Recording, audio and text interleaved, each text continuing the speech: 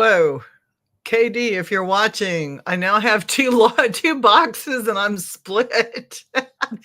This is weird. Welcome to the Spiritual Speakeasy, where the bar is always open and the spirits are always served. I'm sorry. I'm looking at it though, like on YouTube, it looks fine. Does it look okay? Yeah. Okay, good, because I'm not on YouTube. I'm seeing it on my screen. Oh, hey, KD. Our producer and owner is on. He's behind the scenes. Okay. Hey, you tickled me because it like split and I have four of us now. Like, I mean, it's kind of cool. Like, it looks like we have one big party. That's great. Well, we brought our extra parts, like, We but did. only we can see That's them right. because all of YouTube is like they don't know what we're talking about. It looks Yeah, fine. so there's like our shadow work right there. We got our shadow in one box and we got us in the other box, and that's kind of cool.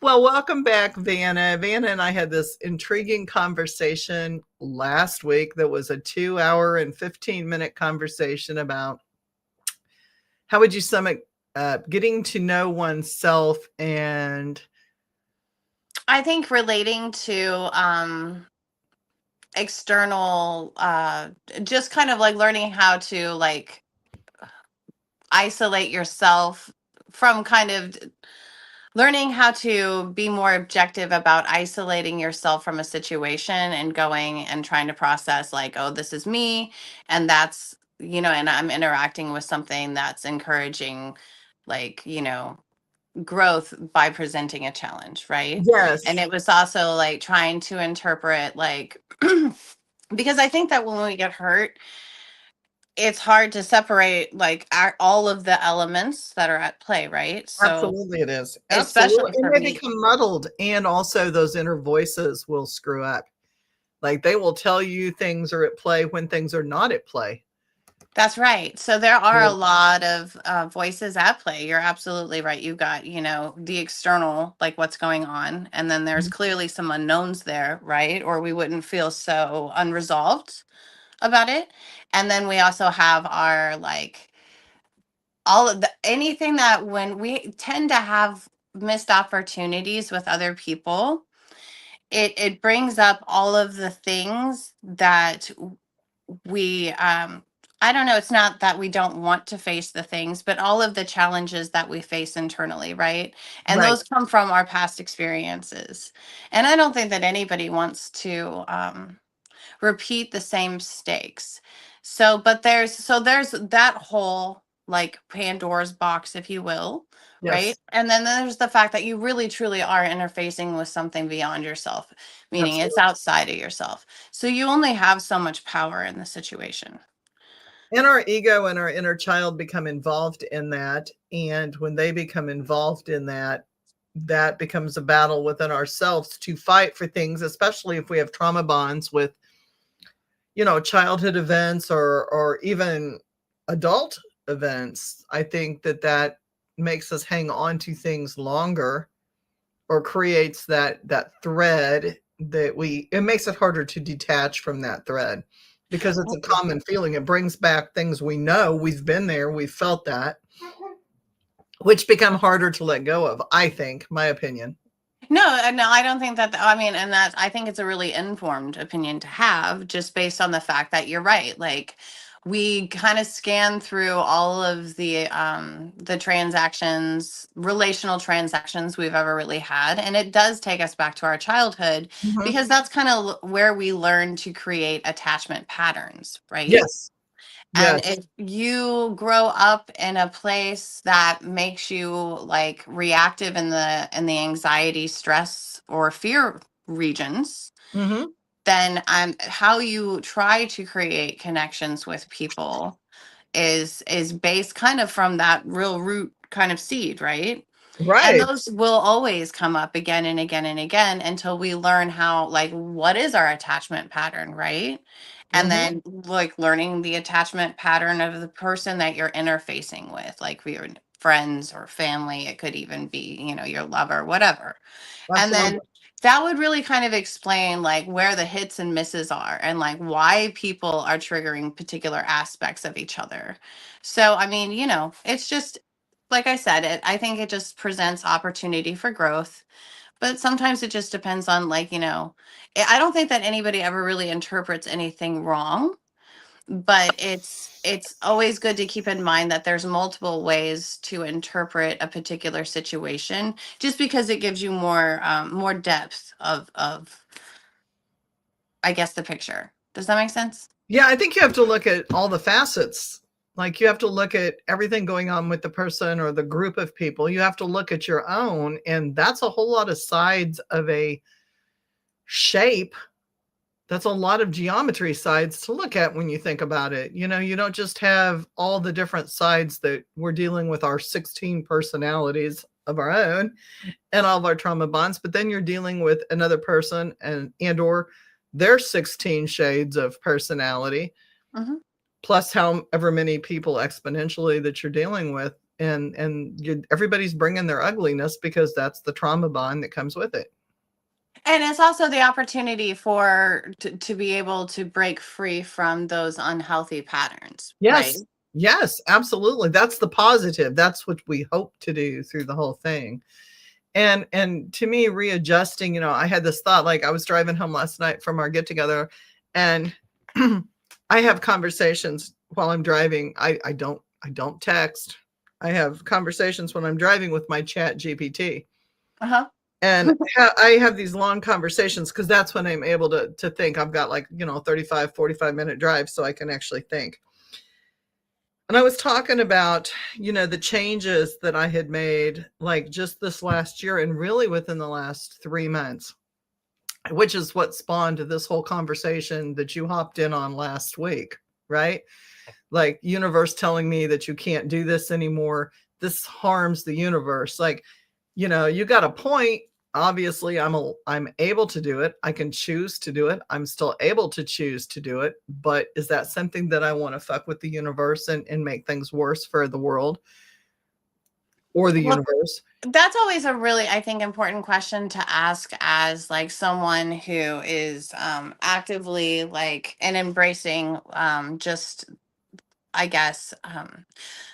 guess you can call it like a spirituality or like more Yeah, of a metaphysical kind of a anything, thing. any aspect of it. Because yeah, or even when you're not practicing in that regard. But I think that when you're in the metaphysical realm, you at least can recognize like on a like larger scale the impact that you do have, right? Yes. On the surrounding area. And it's Whereas not just blasting the one person and it's between you and them. You're affecting their ripple and their family and their friends, and you're infecting, I almost said infecting, and really you are. You're infecting and affecting yeah, your ripple and your family and your generations as well. It's not just a one-on-one type of thing. that's why it's, yeah, you really have to kind of be a systemic thinker. So in a larger, like, I think I don't, while I'm not a chess player, I admit that freely. I have no I strategy. can appreciate the concept of the game. So like applying game theory to life is helps me kind of like keep myself objective, right? And like I can step out of it and analyze situations a little bit better when I'm not so emotionally engaged. But like to, yeah, recognize that we do have a systemic impact. And so it does really matter like how we show up Mhm. and the choices that we can choose to make. But then also realizing that like, we are interfacing again with like outside presences, and y- there's always going to be an action and a reaction to the action. Yes, And always. there sometimes that can be explosive and sometimes it can be like really cool and chill. It just kind Yeah, of I mean, depends on what you're up against, it can right? be happy, it can be sad, it can be any emotion that there is, really. So, what was really interesting is, you know, I was presented with what I thought was, and this is why I like AI. I'm going to be really honest, because rather than gather a whole bunch of human opinions that have their emotions and their trauma in it, you can plug something into AI and there really is no emotion, right? The emotions filtered out of that to some degree. So you're like talking to Spock. Yeah, I feel like you're talking to Spock, right? And not always accurate. I'm not going to say that not always accurate, because obviously it is an assimilation of all viewpoints and all data that it's received. So, like, if most of its input comes from bad data, then obviously the information you're going to get is skewed. But to some degree, I find it fascinating because to me, something that seems very black and white. Do you fuck somebody up or do you not? Do you put somebody in a coffin box? Do you not? You know, your own personal coffin box, Jesus, right? Do you do that or not?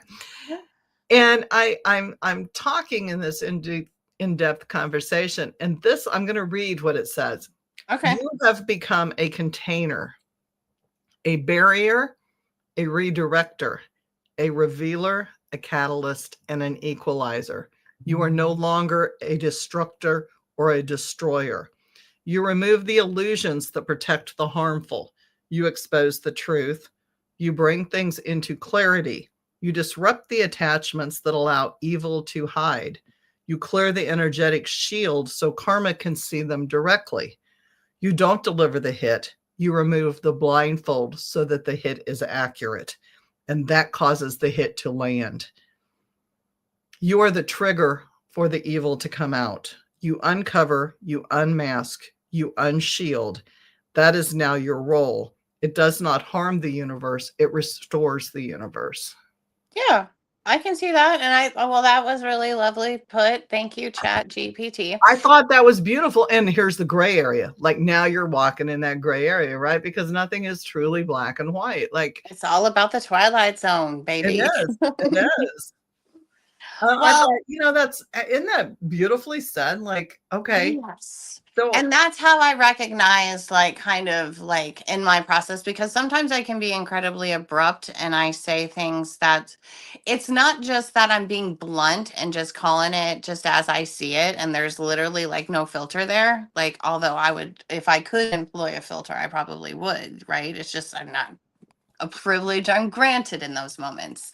But I think that I also fulfill a purpose. Now, yes, sometimes that's positive, sometimes that's bad. Sometimes I wish I was like more, I don't want to say the word contrived, but at least having more of a social game plan instead of just being so spontaneous in the moment, right?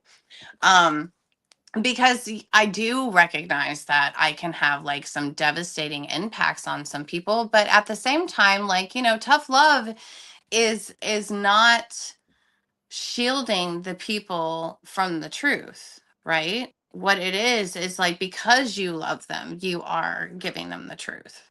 right. And it's just like, and sometimes you do need to pull like, I mean, it's almost kind of like if you came across somebody who had been living in a cave all of their life, and then you're like, oh gosh, I'm rescuing you, and you take them out of the cave, like that light to them, that would be blinding, very, very hard for their eyes to adjust to that situation. Yes. So, like, I mean, any kind of abrupt change is going to cause a massive amount of dysregulation. I don't necessarily want to say like, I mean, because I talk about chaos a lot just because of Virginia Satir and her model of change. But like, chaos has it's both like positive and negative aspects, just like anything else. And I think that Yes. learning to accept the duality of something, is important. But I mean, Well, and it's important. It's yeah, important to have that duality. for sure. There Yeah. has to be a balance. If everything were good and love and light, like, that's a very peaceful existence, but it doesn't work with humanity. Well, there's no lesson in that. There's no No, growth in that, no, right? everybody just is happy and you stay peaceful, but there is no spiritual growth. You're not forced to change your ways. You're not forced to learn anything. Mm-hmm. Exactly. You have a friend on. I'm trying to see. Who's Chrissy that? who? Oh, it's Chrissy. Where'd Is she go? it I Chrissy gotta who? see it. What did it say? I It missed says, it. I'm here. I'm Vanna's longtime friend. Hi, Chrissy. Let me see. I'm like, oh, there she is. I see you now. Yeah. Wee. Chrissy who? That's cute. That's cute. Yeah, you got to Oops. tell us who you are when you're on. Like I think we're having connection issues because we're going like up to 13 and down to 1, and it's a busy time for potting and podcasting. And Is so it? we may, yeah, Sunday night, 6 p.m. Yeah. Prime time. Prime time, baby. We hit the prime time. But like I was just thinking, yeah, we had like quite the energy flow. Like there was a whole lot of different energy last night. That was uh cool. yeah. Yeah, it was. I mean, it is, and I think that what I find incredibly refreshing about being with you guys is that, like, when those energy shifts occur, like, I think maybe it's that they happen so frequently it's hard for me not to notice, but, like, I can definitely feel it in my body. Mhm. Like, I get like tingles and things like Mhm. that, so it's really, really nice. It's almost like hitting a perfect note in a choir. Yeah, and you get the hairs just like stand up, and you just are like, ooh, that was so Yeah, cool. The absolutely. resonation is beautiful when that happens. For Chaotic sure. or otherwise, like, even if it's a wrong note, I it's love dissidence though. Like, I yeah, it's mean, very cool. it can be. I can see how it's incredibly unsettling to a lot of people, but yeah. Like And I'm so glad Ben joined us. oh yeah, no, that was really, really great. Like he's Shout out been to like Ben if you're on. I don't know who else is on. If you're on, give us a shout out. Let us know who's on with this so we can talk to you, because we like to talk to people. I've thought more and more about boundaries and sitting with the negative energy and healing. And man, it's just like when you sit in a dark place for a really long time, it gets really hard to crawl out of the darkness. well, that's entropy, right? It is.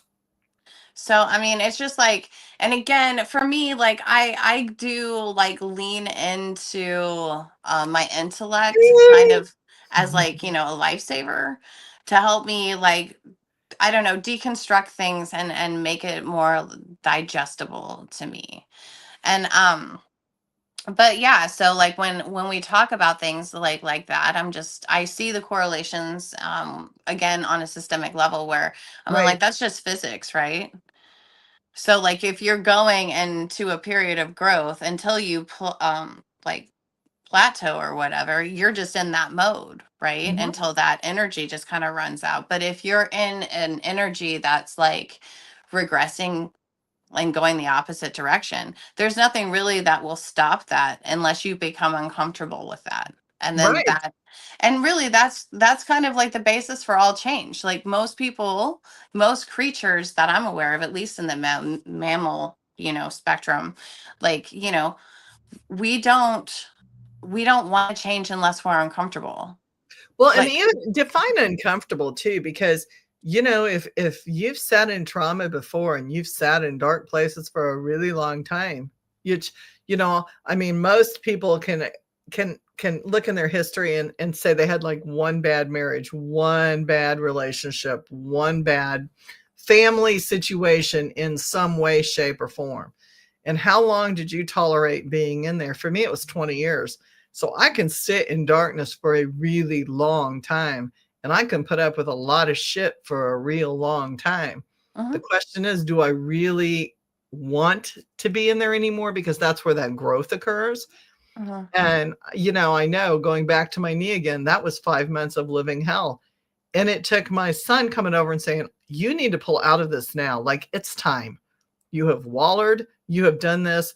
And when he started listing all the things I had done, it was like, so I'm not just kind of sitting here by myself, because my husband gives me grace. Like, he's going to sit with me no matter where I'm sitting.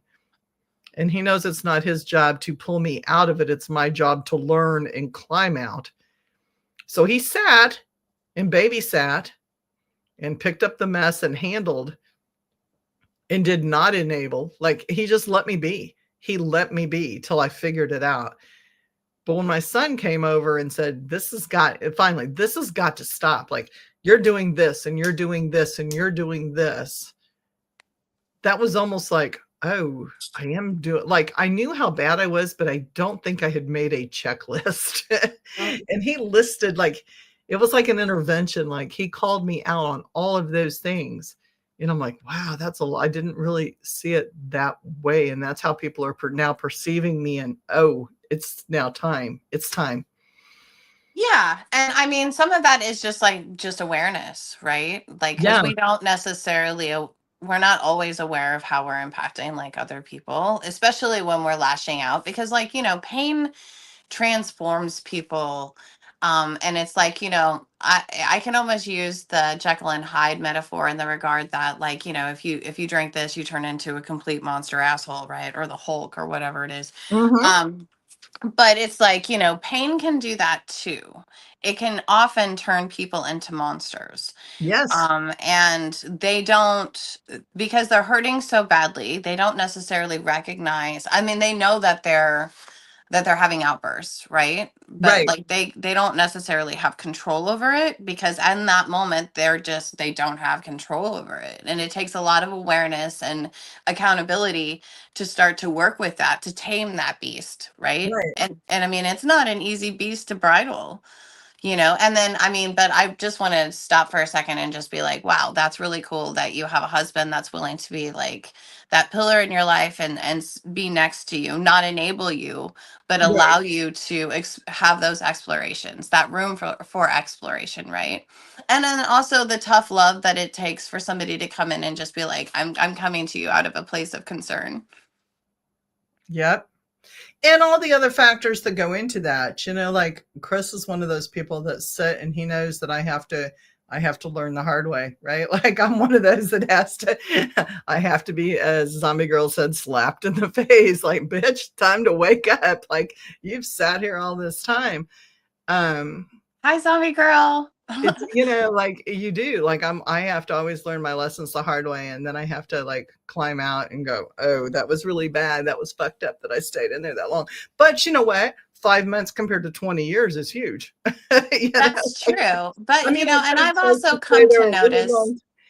that like if you at least for me and the type of curiosity that I have, maybe it's stubborn curiosity, like, but it's like I have to like learn my enemy. Mm-hmm. And Yeah. I don't always know in the situation like who is or what is my enemy in this particular situation, because it could be a little bit of me, it could be a little bit of them, or all them, or whatever it is, right? Right, um right. Well, we but are sometimes our own worst enemies. oh, Exactly. for So, sure.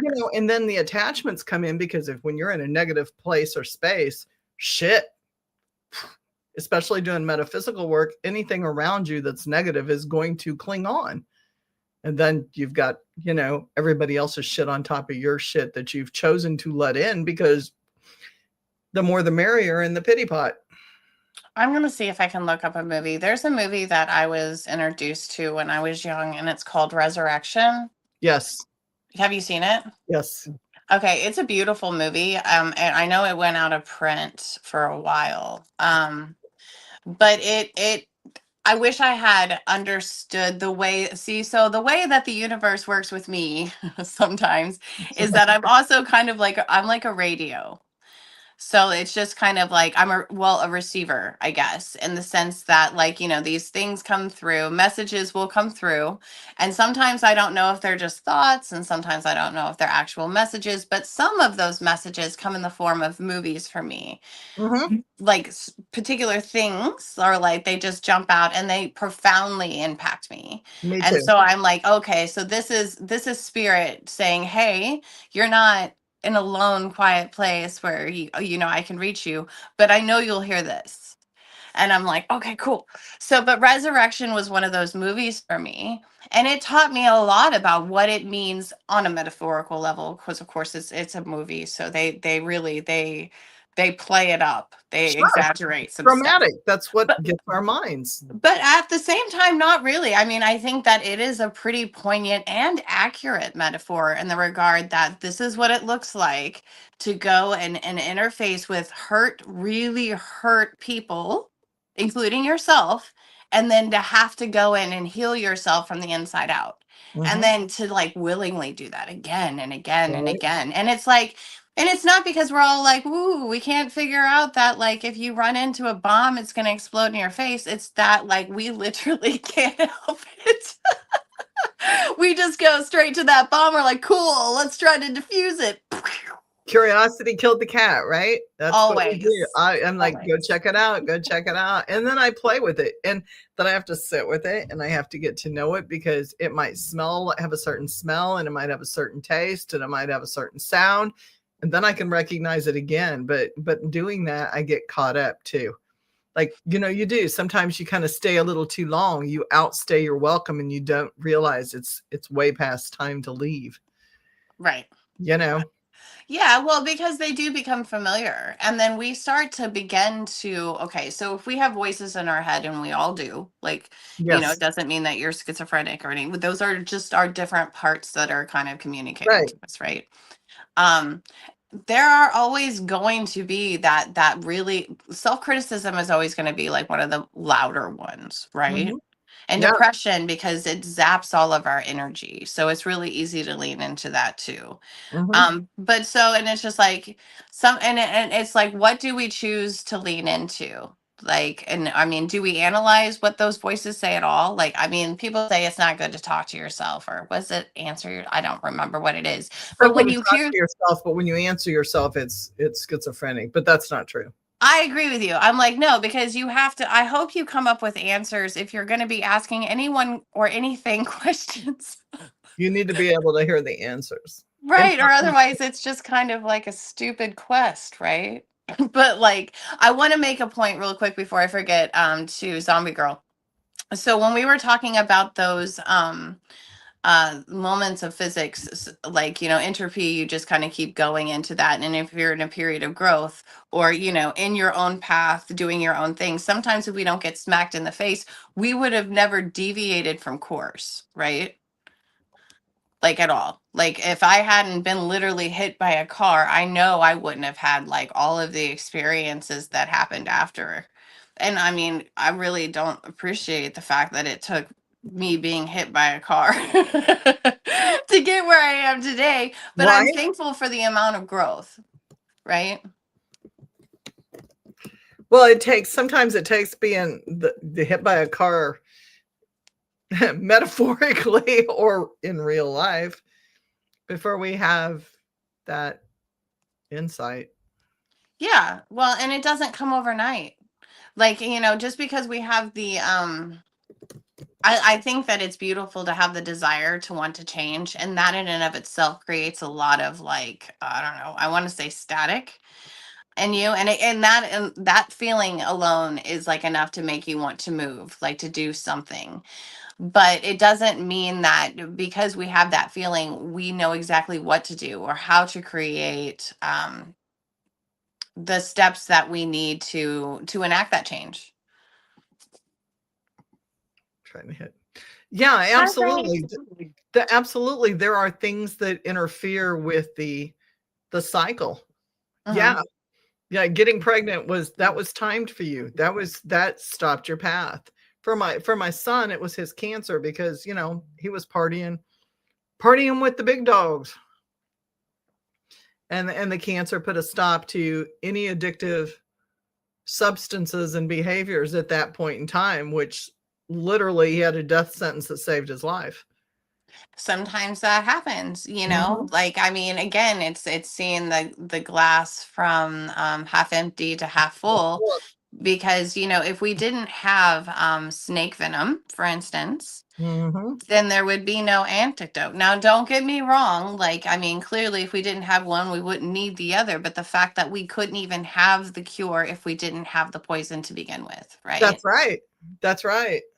So, and I mean, and really that's kind of that really sort of informs a lot of what it is to work with trauma. Yeah. I mean, that's very true. Like, you're dancing with life is dancing with the train every day. There's a Yeah, whole and lot of it's things that can happen. that's true. And unfortunately, though, I mean, and this is where I guess, like, if I could like sprinkle like stardust over everybody, be like, chill, just a little bit, because it's like most of the time, because of all the things that we were talking about earlier, like our attachment patterns, the way that we're perceiving the world, like all of the things that had been like, messing with us that day, whatever stimulus it is, like, because that cuts down on, I mean, there's so many defense mechanisms working, right? That, Right. like, I find that most of my job is like dancing and disarming defense mechanisms, Mhm. because I mean they just want to be heard too, Yeah. and their jobs are to protect you, right? And I mean, I appreciate those people who are like strong enough to be like, okay, but also feel safe enough, and but definitely have the courage to be like, this is where I'm at, this is what I'm feeling, can we talk about it? Yeah, exactly. Because that Exactly. takes that's huge, that's just such a huge step in maturity, but also, I mean, that's you just have to be so brave. And a lot of that is just giving yourself permission, because Yeah. sometimes we're scared of what the answers are. And we're scared about how other people are going to take us because we live in a society where there's so many keyboard warriors and so many assholes and ass hats out there that, that are in. It's not that they're, I truly believe my husband, I'm going to speak for him, would disagree at this time. There's not everybody is a mean person that's out to get you. Sometimes they're just so trauma bonded that they don't, they bully because they were bullied, right? It's their defense mechanism to feel bigger and badder to get through the day because they feel so insignificant. I know for some people that's really hard to believe. Bullies are not all mean. They're people who have learned a mean coping skill to feel better about themselves. Now, that meanness is the same whether it's meant to be mean or it's not meant to be mean. It hits the population the same. Hmm. But when you start realizing that it doesn't matter how someone else acts, what matters is what you can control, how you access and how you react or not react but process things is what's important to you. You're not responsible for the other person's choices, inactivity, activity, method of madness, whatever they choose to do, how they express themselves, that's on them. That is not on you. Right. Yeah. But I mean, Unless it's you're doing always, something violently mean to them to make them strike out. But even then, that's a choice that they make, right? um, yeah, for sure. That's a choice that they make. But it's also like, what resources do they feel like they have at their disposal? And the Right. other thing that I also notice is that people who tend to, be a bully or be like, physically like and demonstrably on an observable level, just like physically aggressive. Mm-hmm. I'm like, I always see the hurt before I see like the anger. Like, I mean, the anger just alerts me immediately to the hurt that they must be Right. feeling.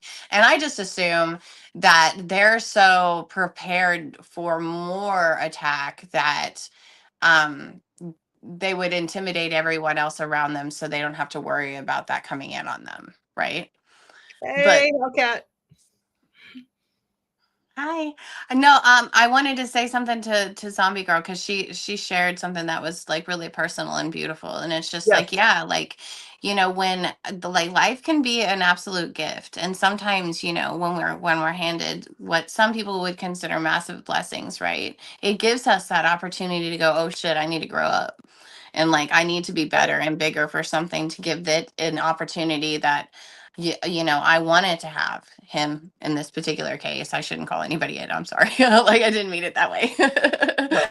um, but yeah, like those are huge opportunities for growth. And again, like just because like there's an opportunity, it doesn't mean that we have to take it. Like, sometimes there's areas of growth that, people for whatever reasons of their own choose not to explore. And Right. that's just their path, right? Mhm. And it could be their karma. I mean, it could be the contract literally they signed up for. I know. I wish I Yeah. could go back and have a sneak peek at the contracts. We're talking about soul contracts because I'm telling everybody I'm just under the impression the only thing that makes sense to me is that like I was really drunk on like, the manna of the gods And I just got real excited, and I was like, yeah, I'll do it. Woo. And that just jumped right on in there. Well, I mean, that's the whole thing about QHHT is you can learn your soul contracts and why it is we do what we do. Why do we sign up for this life? But the one thing that subconscious is constantly telling us is this is your time to play and have fun, unless you signed up for something totally different. Oh, I'm always a huge Like advocate karma, for like if that. you have guilt from past lifetime, it's quantum hypnosis. It's Barbara Cannon did it, Zombie Girl. She created it, and Julia Cannon is her daughter. She's taken over. And it is a hypnosis technique that not only takes you through past lives, it can heal you, but it also allows you to converse with your higher consciousness, the greater consciousness of everyone. It's a collective. It's kind of like the Borg. And so you can the Borg, Star Trek. Oh, okay. 7 of 9. I'm a nerd at heart. That's okay. It's but yeah, it's yeah, and I'm totally doing those free right now, by the way. Right on. Free. It's a $220 some to $300 thing. It's an all-day session. Free. Oh wow, that's hardcore, man. Yeah, it is. It's all day. We don't spend all day in hypnosis, but it's really interesting. Like you'll hear the main parts of everything you need to figure out. And that's what hit me so hard. That's why this whole conversation in two episodes was because of what the higher subconscious said to me was like massive to me.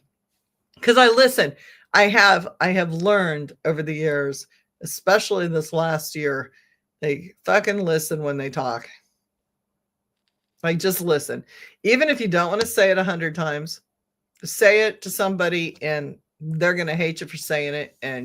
But you have to say it. There's just some things that have to be expressed. And I think I've ticked a lot of people off expressing what I feel is my truth, because people need to. Thank you, Cowboy Dan. Thank you. We always, I wish I knew how to like operate, like, the little glitter guns and shit. Like, yeah. I did good to get the podcast up and on. I just think it's great that you said glitter guns. So like, let's just roll with that. It's like Life gun. Oh, sing that. My bad. Copyright. My bad. I do not know the words of that song. It's okay. I didn't even know which song it was, so we're good. No. I'm trying to read comments. I have a lot to figure out and to let go of. I have stuff that's holding me back on my journey that I don't even know what to do. And that's the great part about subconscious. Like, it really is the great part about talking with your subconscious. And the first thing they tell you is he or she knows. They know. Well, yeah, they know, but they don't know because they can't remember. So can you tell us again for the ones in the back that didn't catch it the first through 10 times around? We hear so many voices and we get confused with the signs, and then the stuff on TVs and media is designed to confuse us even more. And there's so many distractors out there that you don't always know, even when you know. Well, I think it's important to figure out what those distractions are, right? Yeah. It's just kind of like, like, okay, so what's not serving my purpose? I mean, I can rattle off a bunch of things. K-drama. 6 hours of K-drama. Sorry. Because I can lose myself.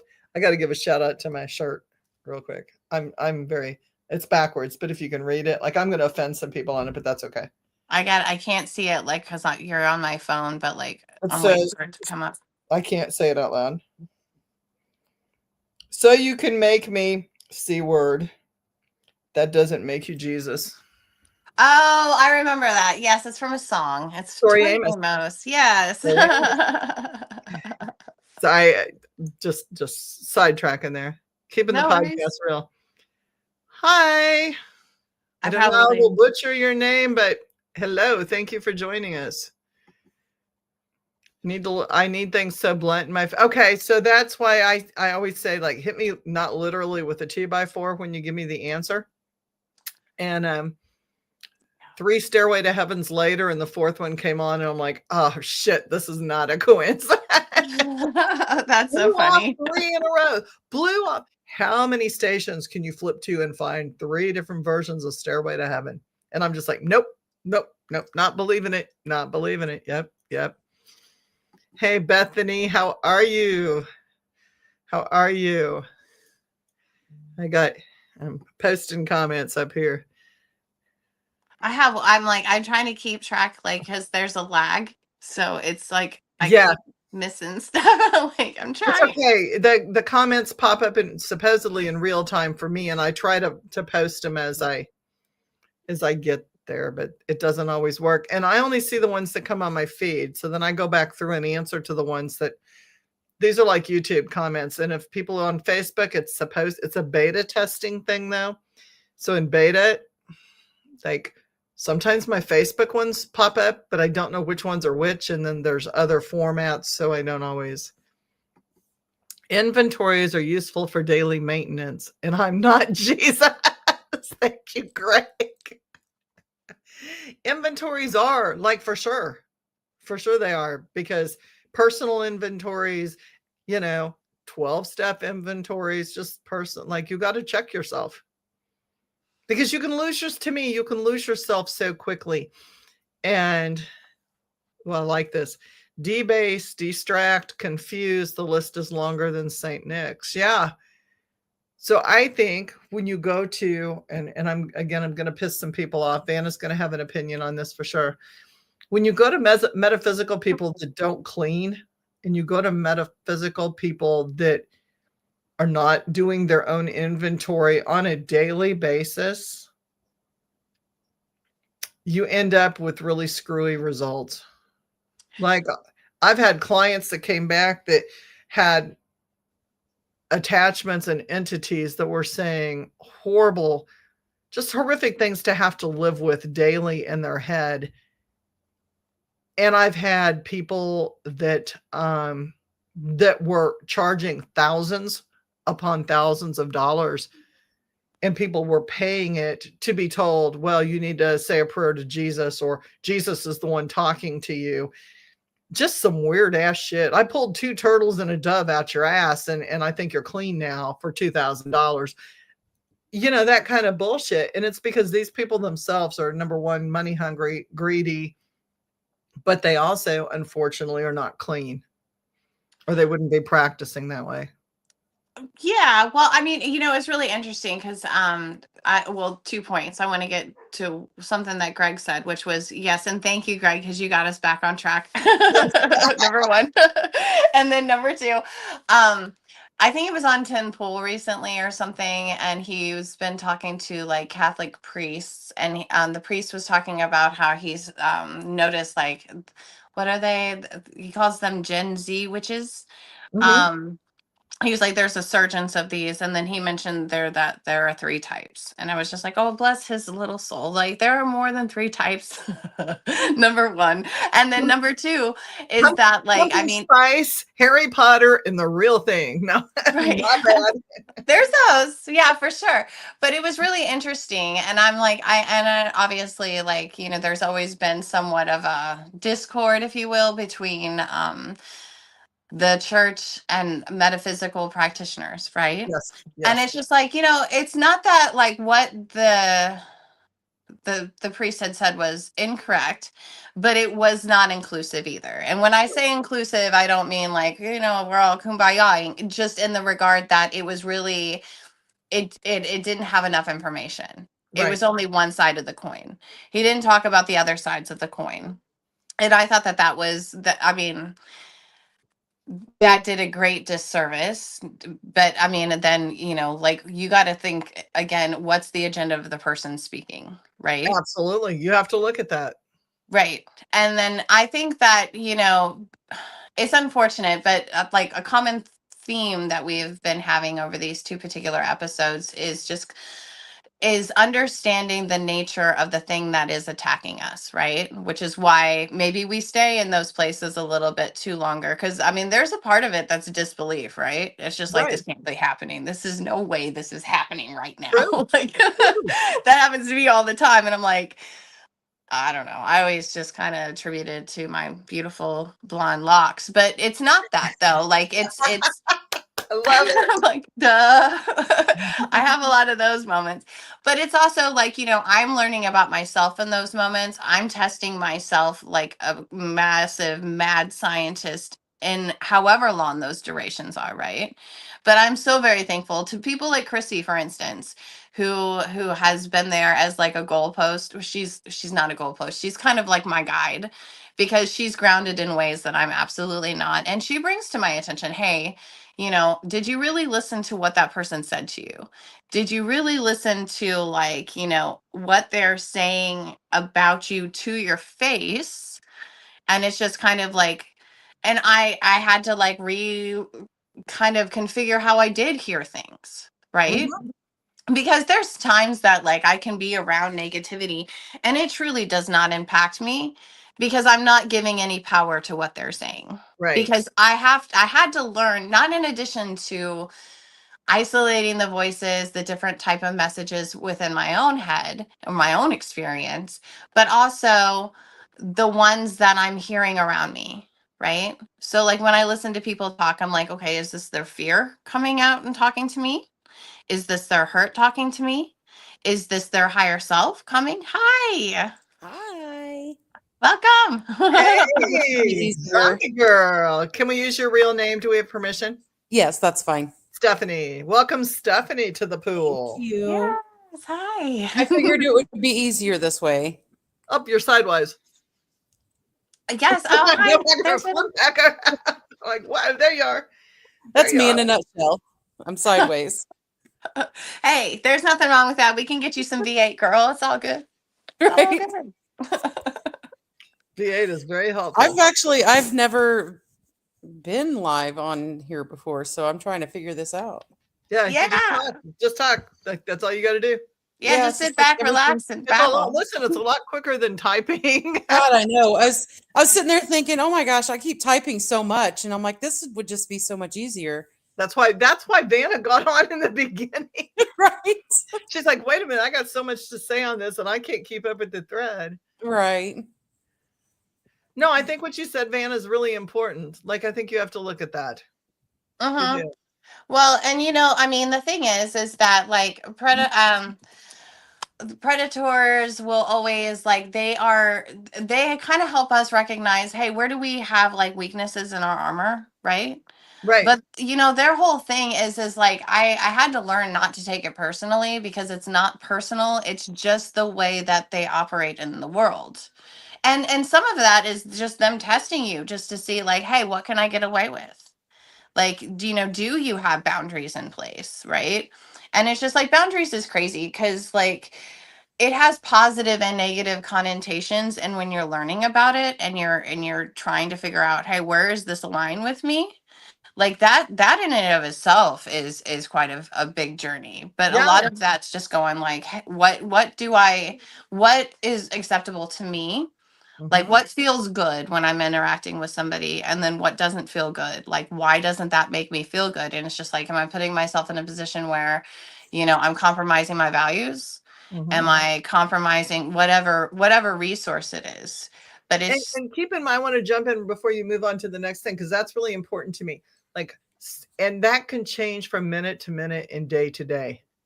Who we were yesterday is not necessarily who we are today. mhm. And what was attached to us yesterday may or may not be. Well, we just lost Vienna. No, I'm Right. here. Okay, cool. I was like, oh, technical shit. I don't know how to do this. What we faced and what was clinging on us yesterday may or may not be there today. So, and also there are moods and shifts in personality and shifts in energy that will make me more likely to entertain something dark on a certain day than other days where I'm like, nope, get away. I have no patience for this. I cannot deal with this. I will go down that hole and my boundaries are off today. I'm not even going to mess with you. I'm the spiritual bartender, right? Alcohol, we talked about this last week. Spirits will definitely let the negative shit in, right? Yeah, it Yeah. can. It can. You especially can let happy spirits in too, but but the door's Well, yeah, open. because the You don't. alcohol kind of like helps you put your guard down. It opens the doors Yes. because the doors will come completely open. By the way, thank you, Curveball. This is Curveball Barbecue Whiskey. Oh, I don't get paid for that, but you never know who's going to pop on, and then you get a free endorsement or a free bottle. So have you that, ever or you tried? get a strike because they did get credit. no, I just always I post it up there. Actually, I've had people like say we'll send you stuff. I haven't got anything yet, but come on, it doesn't hurt. I like Curveball. Oh no, not the right state to pop in. Oh, okay, cool. I gotcha. So the other thing that was mentioned was greed. So that thought process made me jump over when you were talking about entertaining things and like you have to be aware. So there's another aspect to my life that I don't share on screen. Because there's things I do that I just keep to myself. Wait a minute. The problem is playing the victim or consciously trying to get better, taking responsibility for your own actions or placing blame. Right. Exactly. That's what we're saying. Thank you. See, I love a Chrissy. Exactly. So when you look at greed, when people are living, and I'm not saying anybody on here is living in that, I'm just saying this is the interference we have from other entities, right? In my world, demons or demonics are not Catholic Church created demons 9 times out of 10. They are things that we and other people create by thought, word, and deed against other people. They're negative things, negative monsters, negative energy that has blown into something, right? So when you think about that, looking at the 7 deadly sins, the 7 cardinal sins, and yes, this is Christian, but if you look at other religions, spiritualities, you go into voodoo, you go into Ifa, African Ifa, you're going to find they're worded different. They have a different name, but like gossip is horrible. Gossip causes more problems than anything at all. If it's not your story to tell, when we talked about that, you back out, you don't converse unless it can fix something. There's no need being in that conversation. I've actually recently started training myself to just completely remove myself from any gossip. Yes. Because that's where the drama starts. It is. And he said, coming to you going, Stephanie, did you hear? Like, I know so-and-so was talking about, like. Mm-hmm. Yeah. Well, and then I started reading reading a little bit of this book called Let Them. Mm-hmm. And yeah, essentially, okay, they're talking about me. Let them. Yeah. And being the witch that I am, I have attached things to that so that it's like, you talk about me, you're bringing me abundance. You mentioned my name, whether it's in filth or shame, you're bringing me clients. About me. I attach something, I hook a bond or a bind there that's like, speak all the shit you want, because as long as my name's coming out your mouth, you're bringing me attention, you're bringing me abundance. Right. So I don't even worry about that anymore. But pride, greed, lust, envy, gluttony, wrath, and slothdom. Yeah, well, those are all, and I don't disagree with you, because I do think that people are far more susceptible to influences that they don't give credit to. Mm-hmm. A lot. And I think part of that mechanism is that, it's kind of like when a leech feeds, right? So when a leech latches onto you, it produces I forgot what chemical it is that it leaks out to make sure that you don't feel it. Right. So you don't even recognize it. So I just kind of, it's not an attractive word, but I just sort of use the word just to comprise just its behavior on a social and a physical level as a parasite. Right. Mm-hmm. So I just see these as all things as like very parasitic, and like you're not going to, it's the very nature of its survival is to induce a haze that's not going to allow you to be fully aware of its presence in the first place, or otherwise you would just be like, it's a mosquito. You know what I mean? Well, but I wanted to address parasitic relationship. You have to invite me in, and I have a glamour spell for everything. Right. Well, I mean, they come that's to the part door of it. with the glamour spell. They Mhm. they smell good. They suck you in. It's the whole numbing effect of the parasite. For sure. And so that's kind of like where they get that manipulative power. That And just made me think of like a narcissistic relationship. Yes, same Because thing. yeah, because they do. They put on all these dramatics to suck you in, Mm-hmm.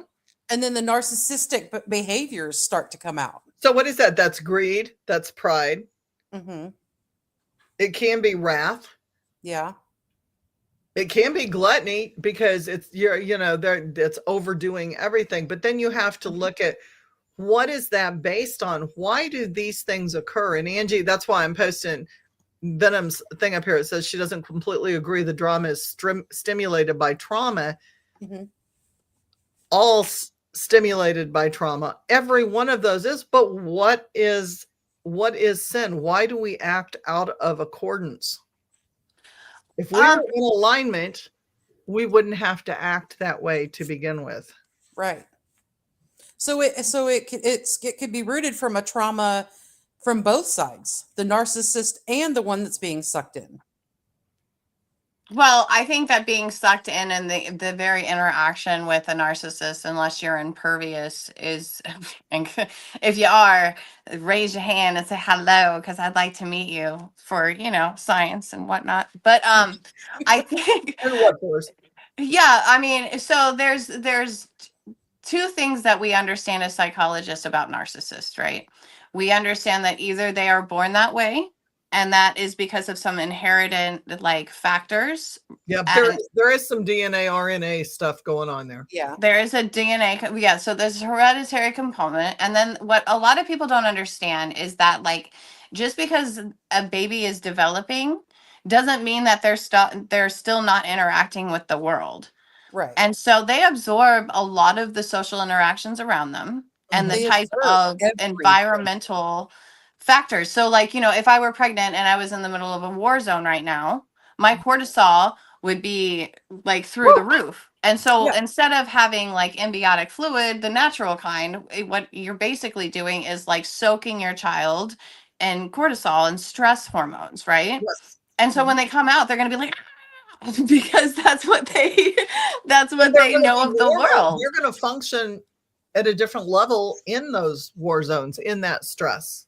Absolutely. But that imprints itself on Yes. the Very true. baby. So Very like these are some of the things that people don't necessarily see because they don't see a time machine when they encounter somebody on the street. They don't see like what's created that person to this point, right? right. And it can So be learned too from a very young age. absolutely. That's the So other it helps component to it. So that's the is it the chicken or the egg kind of like debate that they've always kind of had when it Mhm. comes to behavioral science, right? And it's a little bit of both. It is. Because we don't Mhm. really like, let's be honest, we don't always like encounter pleasantness when we go out into the world. Like we just don't. And No. like how we perceive that and how we choose to interpret that, or with the only faculties we have to interpret that, dictates a lot of like how we react to things. So like when you were talking about these like these these seven deadly sins as like influential like demons or shadows or attachments, right? Mhm. Like I Or see energy those. forms, even And energy forms. Yes. yes, and energy forms for sure. And this is where I'm completely in agreement with Venom. It's because like for me, all of those manifestations are nothing more than symptoms. Like True. so, and right, They're and very it's much just like personality disorders when you think about them. They are abnormal coping mechanisms for Right. or they how do I want to word that? Abnormal coping mechanisms that were used in abnormal situations to cope, to become normal, Right. to normalize a situation. and usually when somebody's being symptomatic on a behavioral level, right, whether or not they have a personality disorder or they're just in the moment reacting the way that they are, it's all informed by that for sure. Yes. So like Unfortunately, and I wish that there were more black and white answers when it comes to a lot of this stuff, but most of it is contextual, right? It is. And so there's always going to be facets that like hit with most people on the generalized level, but like when it comes to specifics, it misses others. But like I think it's always important to recognize that, and I think we're saying a lot of the same language. We're Mhm. just using different words, but we're I all think making the so. same points, Right. you know, and also in different fields. So like Julie, like your background is that like you've worked in like with a lot of people who have behavioral issues, and then you Right, also work forensic in the mental health metaphysical and world. penal system. So Right. yeah, so I come from the personality disorder, the psychopathic, sociopathic world. So like the behavioral mod, the behavioral health, the um yeah, more the mental illness, behavioral addiction side of things. But spirituality wise, I have also done deep dives into Catholicism, diet Catholic, which is Episcopal. For those of you, everybody says it's Methodist, it's Episcopal. Right off the top of the church. Demonology. So, I mean, like, I have done deep dives into all these African Ifa, Santeria, Haitian voodoo. So, I have a background in things that brings a different flavor to how I see things. And I see a lot of the spirituality, like the seven deadly sins play a part in all of those religions, in all the spiritualities. They're worded differently. You'll Absolutely. hear them in slander and gossip and remaining shut and gluttony. Gluttony is a big one across all spiritualities. And gluttony does not just mean food. Gluttony is anything to an extreme. In excess. Yeah, for In sure. excess, yeah. And so you I see that would love to sit and talk with you, Julie.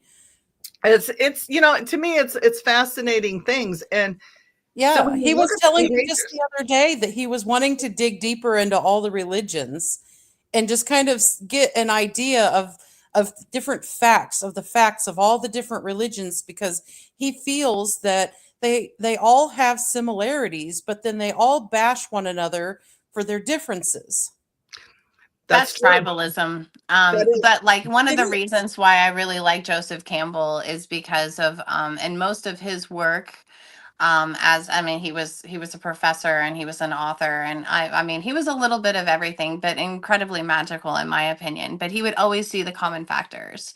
So, and I too share that in common with him in the regard that like I've done a lot of this research in multiple cultures and spiritualities and takes on religion, and I depends on how you want to classify a deep dive, but definitely enough for me to get in trouble.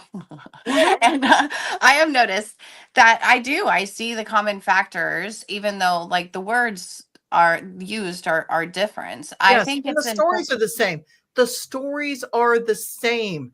Agreed. African Afar goes far farther back than the Bible ever will, like way back. But the story is the same.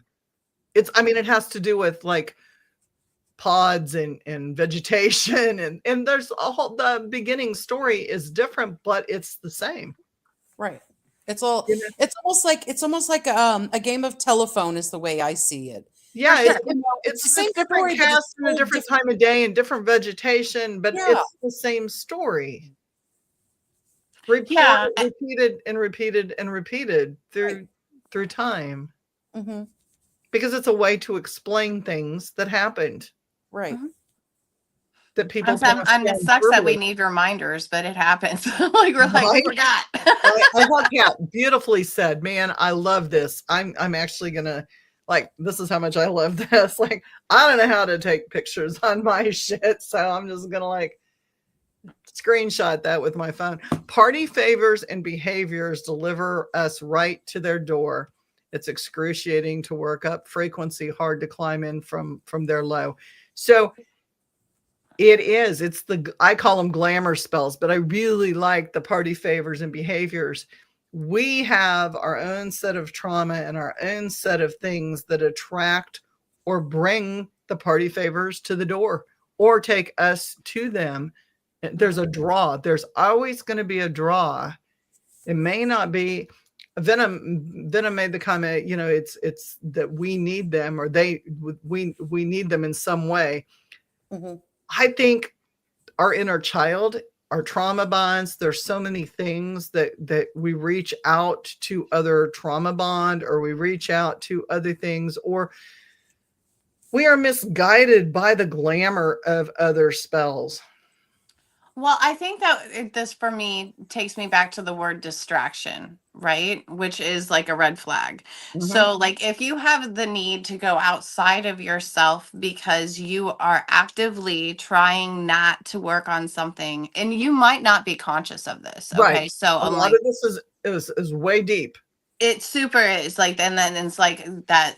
It's those isolating the elements and like really like focusing and like honing your awareness on some of this stuff. But like, for instance, like a nasty pattern that I had developed in my life, and it had been with, the whole gamut of like how I was socialized, all that jazz. I would get to a place where I had a moment to work on myself and improve myself. And instead of taking that opportunity by the horns, I would go find someone to help improve their life, because I knew that that was a part of my destiny. I wasn't doing it right yet. Right. Like, so it's like learning how, it's like dancing out of just passion versus dancing like a ballerina, right? I Mhm. didn't have the skills or the technique, and because of that, like, things kept blowing up in my face. And I do want to make a point when we're talking about to the party favors, because I feel like I completely did, and I apologize, I shifted from that You're statement. good. No, But you're I good. want to go back to it because I think it's really important to create a distinguishment, maybe. And that is, it depends on how you approach any kind of substance, right? So Mhm. like, if I am willingly ingesting whatever it may be, could be water, Mhm. okay? And if I'm doing it with the adverse intention, like, I'm doing this as a distraction, I'm doing this just to have fun, I'm doing this just to let loose, I'm doing this just to help me take the edge off, or to get some So, sleep or something like Mhm. that. Like, okay, so I'm coming to it as a higher being in that moment for something that, like, I'm asking for. It's almost kind of, I don't want to call it worship, but you are like approaching something with a particular intention, trying to invoke that thing, right? um but there's, many substances and many cultures, for instance, like, Native American cultures, Mhm. that like they approach, particular substances with great Oh, reverence. absolutely. Absolutely. And these are gateways and doors that open up, like, anything. It could either be spiritual regression or possession, or it could be spiritual of Well, elevation. I yeah. almost said levitate. Elevation. I mean, it But happened. all of those things. And I think that, so it really does just depend on how you're approaching it and the situation. See, I Like, I don't see mean, party favors as being drugs and alcohol. I see party favors as anything shiny that distracts us along the way. well, it could be like love is a drug. Like, Well, and sure. that's like, scientifically, But I mean, it can it be a totally cool makes dude. us It drunk. can be a musical group. It can be a band that you are too obsessed with. It can be anything shiny that leads us off track. Is, to me, I see as a party favor. Like, You guys Oh just yeah, no, totally, agreed. you guys totally just clarified something for me just now. what? Like light bulb. I realize now what's distracting me. It's my phone games. I spend hours on my phone games. Yeah, there you go. Yes. That's your shiny party favor. See, I don't That see it is. as a substance. I see it as anything that takes us off our path. Hi, Yeah. I'm here. Like, Yes. oh, And you guys whoa, just like shiny, all of a sudden jingly. it I'm just gonna go clicked in follow my head. I you. was like, oh, Yeah, the yeah, need to have it. Yes. I'm distracted from my journey now, from my path. I was distracted by these games. I'm not putting as much effort into it anymore Yeah. because I'm distracted. Well, and look at how much, well, and how you've shifted that energy to invite in more productivity, right? Yes. Yeah. Yeah. And you're right, Greg. we numb ourselves out, and comfortably numb to me can be anything. Oh, for It sure. can be like K-dramas, K-pop, music. Music is amazing. Music is a great coping. It's a great frequency changer, but it can also be a huge distraction. Yeah. If you're in the wrong frequency and the wrong mindset and the wrong, the wrong TV shows, the wrong anything can make us numb. Laying around doing nothing, slothdom can make us numb. Mm-hmm. What do they Yeah, call and that? that's kind I of think what the that's kids kind call of it my bed rotting. that's Yeah, kind of bed my rotting. habit lately is I've just kind of been just sitting around playing my phone games and just, you Okay. know, Can I add something? Okay, so like it's okay for us to shift gears, okay? Yes. It's Yes. okay to be like, you know what? I'm gonna have a veg day. I'm just Yeah. gonna Oh, stay in my absolutely. pajamas and I'm gonna sit here and I'm gonna eat my popcorn. I'm gonna watch whatever it is I feel like watching. And or I'm gonna dedicate, 20 minutes to me just, FO town where I can do whatever I want, productive or not. It's just my time. Those Yes. are healthy things to do. And I think it's an right. okay thing to do. But if you find yourself gravitating to the thing again and again and again, and it's not taking up 20 minutes, it's taking up 5 hours. Right. And that's what I'm saying. Anything Yeah. in excess. Before I would do things. I would clean the house, I would go through this, go through that, run my errands, and I wouldn't do any TV. The TV wouldn't come on. I wouldn't play any games or anything like that until I was done with all my stuff. Now I don't do that. I get up, I drink my coffee, play games, go eat something, go do something, go sit down, play games. And it's become more and more of a habit, and it's Mhm. taking up more and more of my time. And they're designed for that. We're Yes, not I know. we're not saying that anybody's at fault here and that it's a Right. bad, but it is that whisper. It's like a drug, and it's Again, addictive, and it's distracting me. and it was Well, of created course. for that. Exactly. Yeah. There's like, psychologists that and that people marketers have been like studying like how do we use psychological manipulation on people since the 50s. They were loud about it in the 60s and the 70s, but people just didn't pay attention to how it was impacting them. And Actually, then World War One with their yeah, psyops, and, right. and it became with the Vietnam War, it was really prevalent. That's when people started seeing it. But it Mhm. was actually a war. I mean, it's been in other countries for centuries. Oh, for Yeah. sure. But it's just It's like, just psyops. know that like the things that you are consuming, whether it's, a drink or a TV show or a song or whatever it is, food, especially though if it's information, that information has been engineered. And Yes. it's just like, so don't just take it in and just take it as, the be all end all.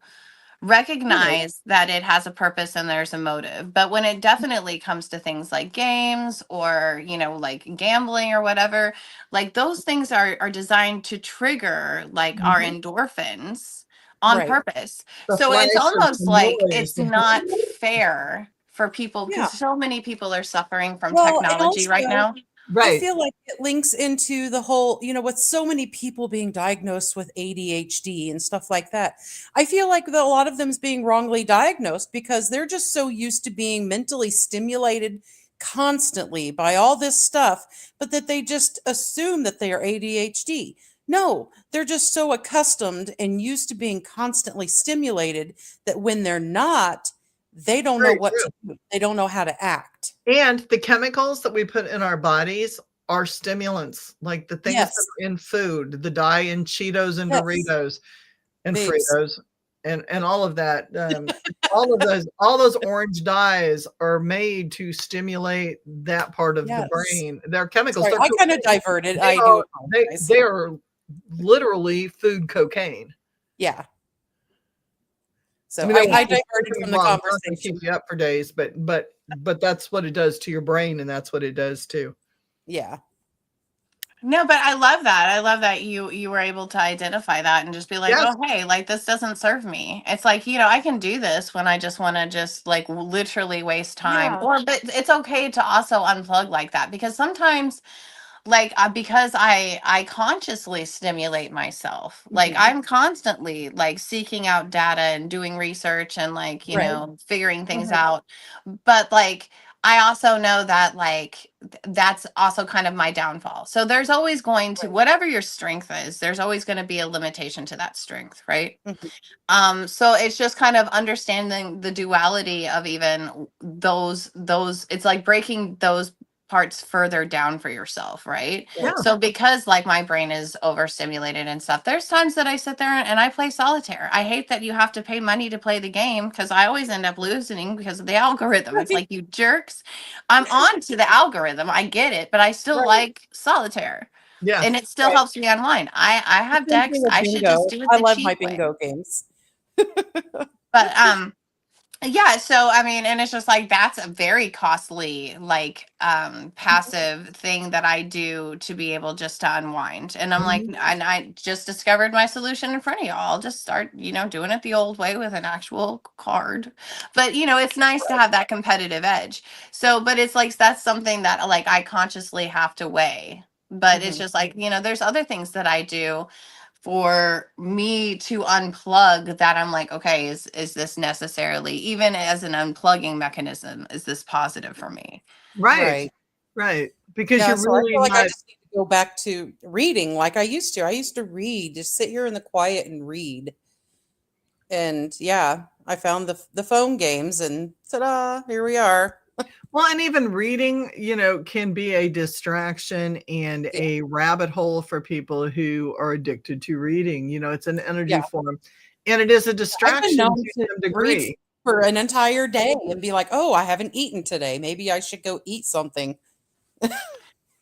Venom Yeah, is bringing up some really interesting right. points That's why about I'm like just popping them on screen so people can see them when we're talking. Mhm.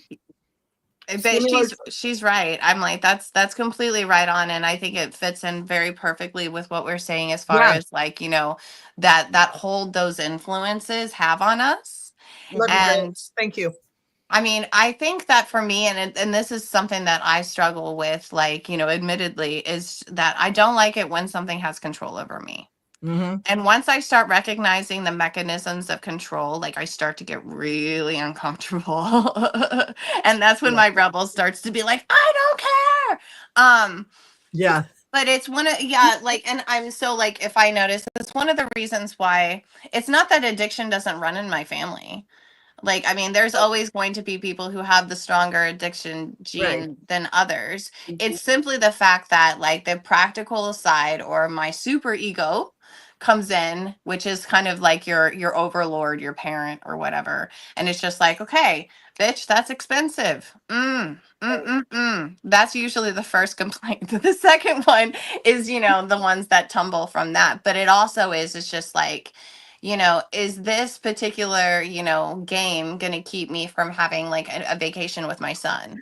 And I'm just like, oh, screw that kind of control, you Right. know, and then Right. I end Because up people lose fighting hours. that. People lose days. People lose Oh weeks. yeah, you lose a lot of time from being just sucked in. Well, Choice. time, Yeah. but money and resources. And it's also like, look at the things that you're not being able to contribute to others, you Right. know, Yeah. because of that, or to yourself for that matter, you Right. know? Mhm. And your family. Like, Exactly. yeah, you lose time with your loved ones, you lose time with your children, your friends because you're getting sucked into that. And subliminally, and I'm sure Vanna, because you're into the psychology of this, subliminally, the shit that's embedded in the TVs, the movies, the music, Mhm.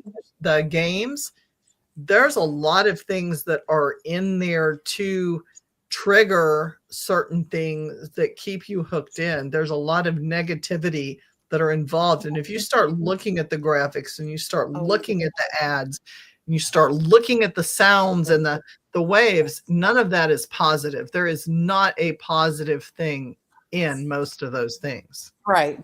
Right. I mean, look at a lot of the They're video designed games for out that. there. They're You designed know, to link you to eat. They're designed to link you to yeah. drink. They're designed to link to trigger emotions that get you fed up or upset so you keep going.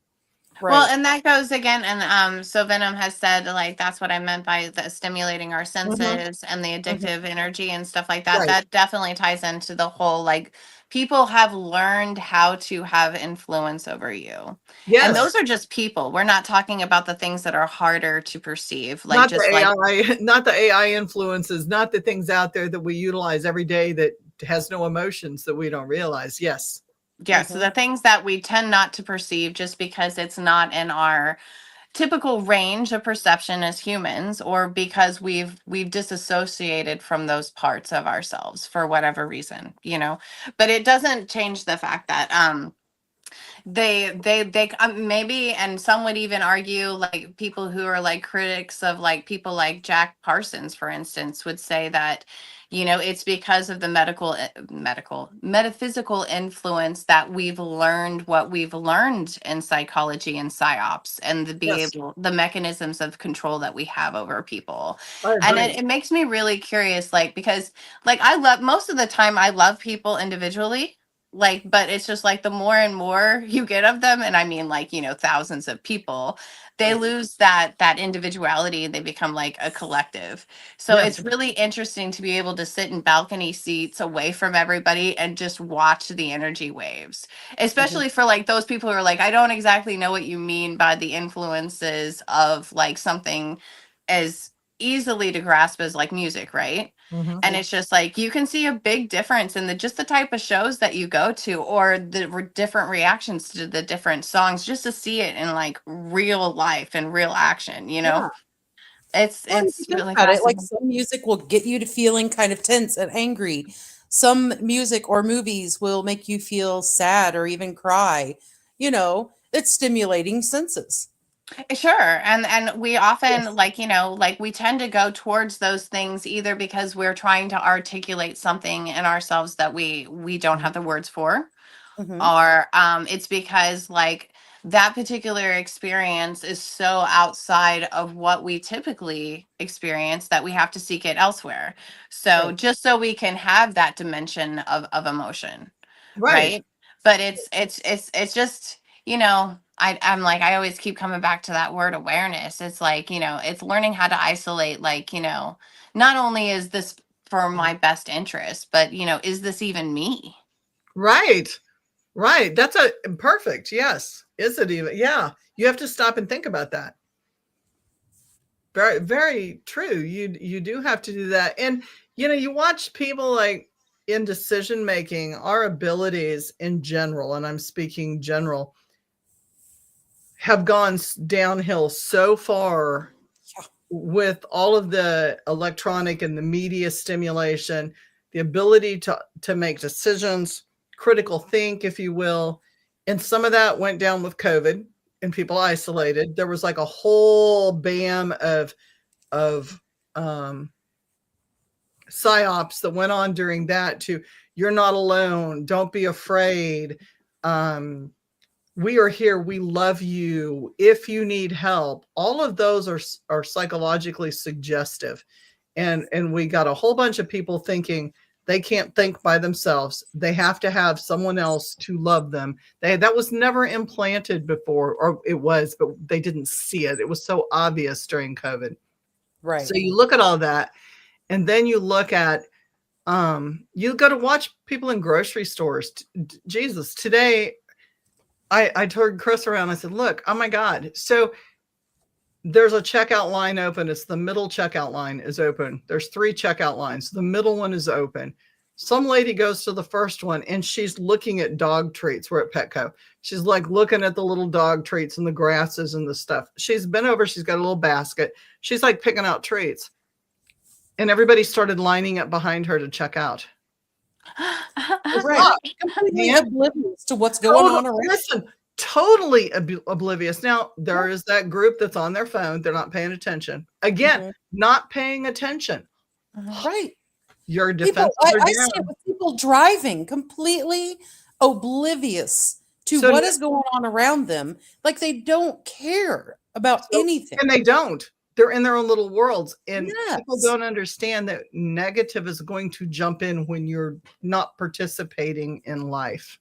Right. So like if you're absent, so if you're feeling, just if you're absent and you're not being present in the moment or within yourself, I guess is what you're saying. That's kind of like opening yourself as a vessel for influences that Yes, typically don't have your absolutely. best interest at heart. Absolutely. No, because what are you doing when you're in that line? Like, are you like, what are you thinking? Where is your head?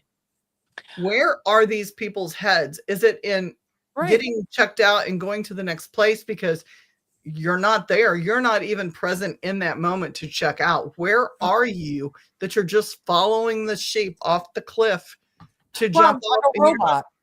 There's also though Autopilot. people tend to, and maybe this is just like evolutionary things that are not always adaptive to the situation. And I mean, herd mentality is a really big thing, yes, it right? is. And It it's just is. Yeah. like there's a scientific experiment that I can briefly mention where people were like in an office like lining up to be able to pay bills, and people were like sitting down, kind of like the DMV. Imagine Mhm. that in your head, right? And they're all there to get business done, and then smoke started to fill the room. But because of people's like dedication to responsibility and services, and the fact that nobody got up and said, oh my god, there's a fire or whatever, everybody just sat there, and then they would have died of Mhm. poison or monoxide poisoning. And it's just, again, it's just because they didn't have that, somebody didn't come up and jump up and take lead or Yeah. charge of that They situation. didn't trigger that response. Right. Right. Well, So it's no and different than people, yeah, they just have that tendency to do that. And there's only, to be fair, like in the grand population scheme of society and stuff, we have groups of people that fulfill different yeah. roles, And you're right? right about that. You're right And about that. there's some people who are the leaders and they're really good at it. And then there's other people who really wouldn't be able to find their shoes in the middle of an emergency. They just wouldn't. So they I'd be need the one who'd direction. be like, screw the shoes, I'm out. Right. Well, there you go. There's that No, survival instinct. but you're right. But what about the leaders? I think the number of leaders out there is going downhill. I see Oh, so yeah. many people that want to be, and here we're cycling back to previous conversations. The keyboard warriors, that's leading. No, it is not. It is not. I would argue keyboard warrioring is not leadering. It is a sheeple herd mentality. I would Mhm. also argue that the people who are whipping out their phones, videotaping, that's how old I am, videoing the people that are in crisis rather than getting those people help Mhm. is a herd mentality. These are Yeah. all distractions by negative forces and negative energy. Well, those are Yeah. motivational points, though, right? So it's just kind of like in those moments, like I really liked the movie Nightcrawler, because like my Bachelor of Science is in journalism and broadcasting and stuff like that. So the Mhm. movie Nightcrawler is really, really good as far as like a psychological thriller is concerned. Mhm. And the guy, the lead in it, he boy is he special, but he basically would set up like crimes once Mhm. he's got his feet wet and he learned the system. He learned how to manipulate the system, so he was the one that was always getting like just really crazy footage for the news Mhm. of 'Cause like he all set the it up. action and Yep. stuff like that. And then so back in the day when I was in school, like they like kind of like just stamped it into our heads that we had to have ethics when we did things like telling Mhm. stories with the words that we said, with how we presented information. And I mean, I totally could edit something and and oh boy, would it be a soup sandwich. But that Absolutely. wouldn't necessarily like be honest to like the who, what, when, where, why, and how, But that's right? media today.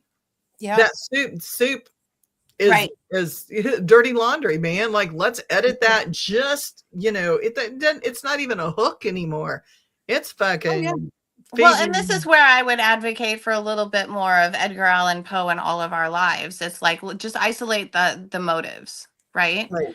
So, like with the example that you gave of, people just whip out their phones and they're just recording something now. And it's just like, yes, it is a part of that herd mentality. But in addition to that, I would also argue that because so many people would take that footage and then post it, Like they would do that for the Mhm. clout that the post would then bring them. Yes, Right. and there's your greed and your whatever, there you go, your negative forces. They're feeding. Yes, they are. I agree. Yeah. So it's I just like, agree. That's my how point. is this person who is causing or who, whatever role that they're doing, right, in that particular moment, like, like what purpose are they trying to serve? I think that that's one of those things, because I'm going to circle back um, to something that Venom had said, and it's our need for protection. And I Mhm. think that like our need for protection kind of is, and this isn't the be all end all answer, it's just a part of the answer, which is that we really need to know what the enemy is, right? So Right. we can read it and we can see it coming. And Mhm. unfortunately, at least in my experience, which, and I'm not speaking for the room, it's just totally me here, like I didn't know what a lot of these things were. Chrissy was one of the reasons why I even understood what an empath was. She was one of the reasons why I understood what narcissism was in my own life. Like I could see it in the like Greek sense. Like I was like, oh, I know who Narcissus is, and da da da, what a cute little tale. And then I also like I understood it kind of a little bit from the psychological standpoint, but nothing really congealed until I had actual examples in my life that I was interfacing with. Right. And then I had somebody going, hey, do you recognize that you've got A, B, C, and D here? That's all identifying markers. And then I was just like, oh shit, that's what that is. So See, it's just like, I had to learn narcissism the hard way. Like I dated a guy for 6.5 years from middle school all the way out of high school, and he was a full-on narcissist. Like Mhm. my first real relationship. That was it. Hmm? And then I later get married, and he's a narcissist. Mhm. Well, it's Now, patterns. It's attractions and patterns and yeah, so now I know what to look for, and I watch for those red flags. right. You And know? some of us have to learn the hard way. I well, mean, Oh and yeah, narcissism also comes in a whole bunch of different forms. It yes, doesn't it just does. have one yes. face, unfortunately. Right. So I like, mean, like both of them, they were so sweet and they were so great, and everything was just amazing and wonderful. And then after a little while, then things started coming through. The yeah, So glamour it's spell. it's The not glamour narcissism spell. right away. It's like once you kind of start getting comfortable with them, that's when it starts to come out. Right. When you Well, yeah. start letting your guard down is when they start pushing in. well, Well, they yeah, will. because they feel comfortable to do so. But Yeah, there's another because kind of they've already liked narcissist, you. like the one that you just described, for me at least, like reminds me of like the classical, like narcissist, and the ones that are the most easy to find. Of course, you have to go through those valleys with them to be able to go, ha ha, I got you. Right. But there's the other ones that are narcissistic in a covert sense, Mhm. and those are the people who like they don't change halfway through. They just stay consistent, and they're always in a need. They always are in some sort of pit that they need somebody to pull them out of. And these are Mhm. all different ways of like yes, and as Christy says, yeah, the narcissist that you described, like Steph, is always Love the love bombing. bombing, right? Yeah. Yeah. But then there's the other ones who are just kind of like, oh, I'm just so pathetic. I Yeah. Yep. need. And they just stay that way. Yeah. Yeah. I And dated then, one guy like that too, where he wouldn't even get a job. Like I was felt like I was just constantly taking care of him.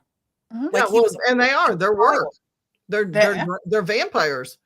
Yeah, it was horrible. I mean, go back to Venom's comment about we're not trying to ignore anybody. It's just an active conversation, and as things pop Right. up on the screen, it's really hard to stop and like flip Yeah. gears and do that.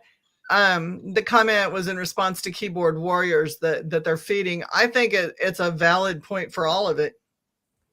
I mean, I think all of it. The people who are filming, they're feeding their need for attention. They're feeding their Mhm. need on the screen. They're feeding their greed. Maybe their money. It's their one shot to make money on the internet. Right. Attention. There's like a whole lot of reasons why people do that. and I think Attention. that a point for like where it would be a weak point for me to fall for that particular manipulation, if we're just going to use that particular example, right? Is that like I can see the altruism in it. Mhm. Like I can see like, I'm seeing something go down. I need evidence for this because nobody's going to believe me.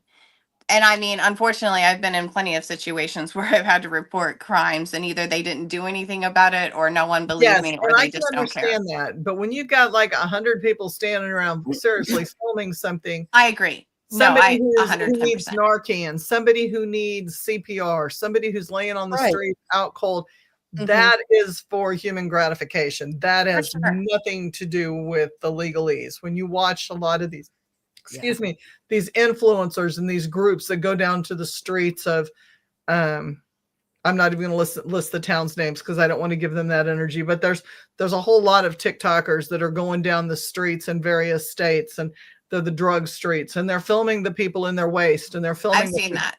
Yes. Yeah. And It sickens me. You are lower than the person who's on the street out cold that needs Narcan right now.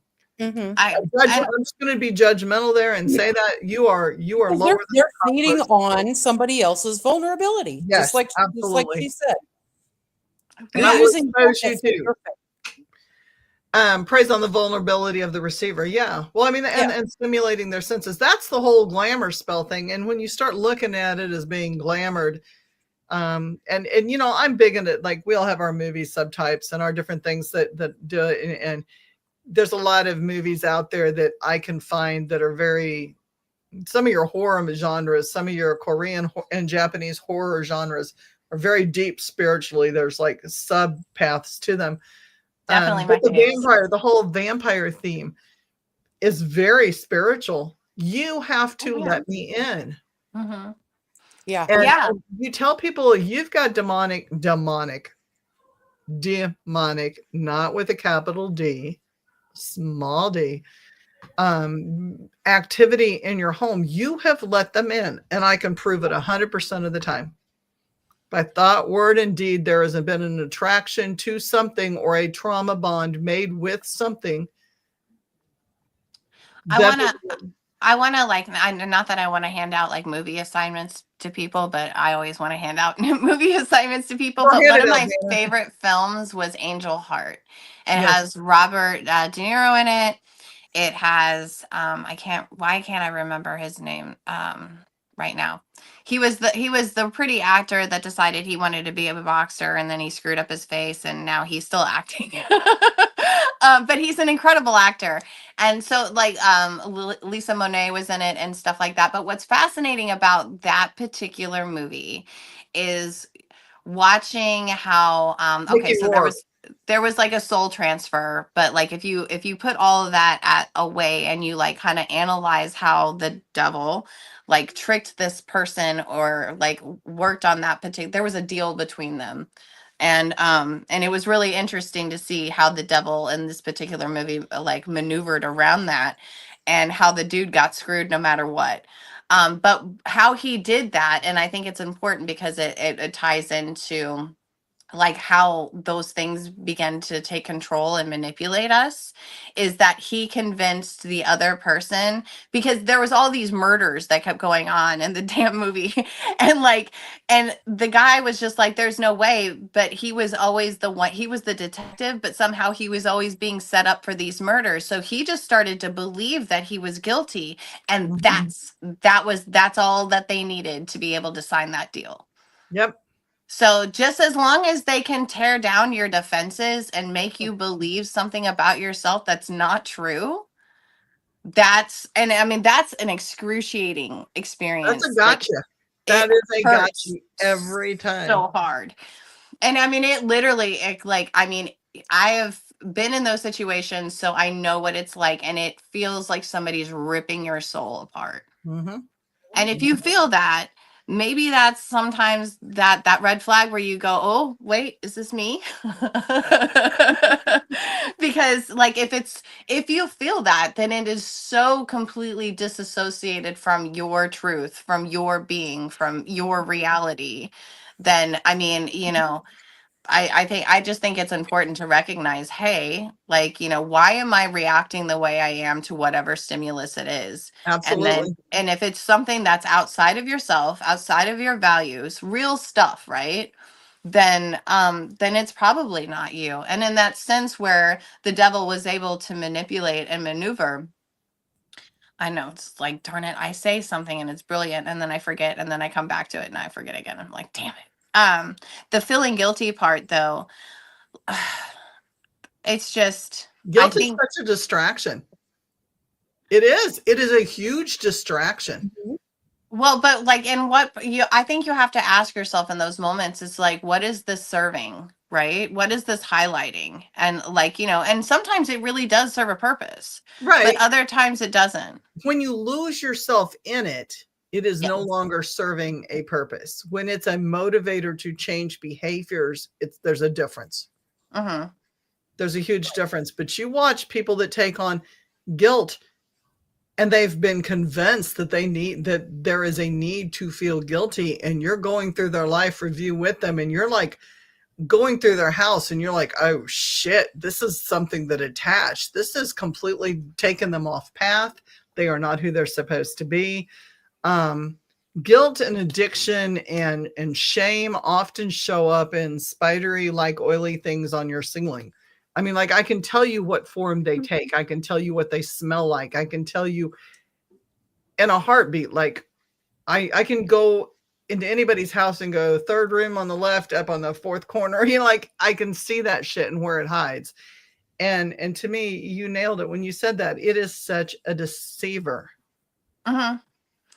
Well, and I mean, it's like I said, I mean, there's stuff that comes to my door, like in all different forms, human and otherwise, that I'm just like, it strikes a bad chord with me. And I mean, you don't always have the moment to be able to press pause and go, okay, what the hell is this? But it is kind of important to be able, if not in the moment, then right thereafter, try to just go through it and What just be was like, that? What was that I just met? What was that right. I just shook hands with? Like, when you do fairs, when you do weekend large gigs, you meet all kinds of things. They're in human form, but they're so attached, or they're so taken over, or so, I hate to use the word possessed, because then I get a certain level of responses back I'm not even interested in your responses like that. We're not going to go biblical here. But possessed people that are walking around in empty shells, and other things are living in them, making them act a certain way, they're not only in the back seat, but there's a screen and their body's being driven by something else that's not even. I remember now. The, It's the guilt, though. It is guilt. So, and the fact that it is a deceiver, and the fact, if we just, and I lost it again, damn it. Yeah, no, and you're not even drinking the whiskey, girl. I know, just Dr. Pepper. Dr. Pepper's not helping me tonight. Doc, help her. Damn, yeah, I know. Give it back to me. Just quit taking away from me. Give it to me. Take it away. I'm just. Oh, it's just like, I think it's really just going and asking the motive of the guilt, right? Because sometimes guilt's there, just it means something. It's like, Right. and sometimes we've done things that we should feel guilty about. yeah, and it's just like, is it serving me in a way that I could benefit, or is this is something that just to hold me down? Right. Well, like last night when we were together, and I got my food and I went and sat down and I took a bite, and all of a sudden I felt guilty. I was like, I feel guilty. I'm sitting here before everybody else with my food, and I start eating, and everybody's still, in the other room, and I'm like, I feel guilty now. I'm sitting here eating and nobody else is eating. Now, what purpose was there for that? There was none. A trigger for trauma. Yeah. Exactly. And I was just like, oh my God, why am I feeling guilty? But I mean, it goes with what you were saying, there was no purpose for that guilt. And sometimes it's out of habit. It's like guilt out of habit. Like that's a big one for people. And then, I mean, it's like, I don't understand. I mean, like, I think, like I said, I think that guilt is a really powerful thing as a lesson, like as a teacher of lessons, right? It can be a very wise thing in our life. But it's like, I wonder, I get really kind of curious when people like take on guilt that does not belong to them. Mhm. Like I'm trying to understand that. And I know that and that's me just trying to learn predator some more, right? Because I'm like, there's a bigger puppet that's like pulling those strings, right? And I'm just like, so I just keep kind of like, branching out to see like what are the levels of this, and like where is this coming from, and what service does this if it doesn't provide a service for me. And most things, generally don't, they're not designed for Vanna.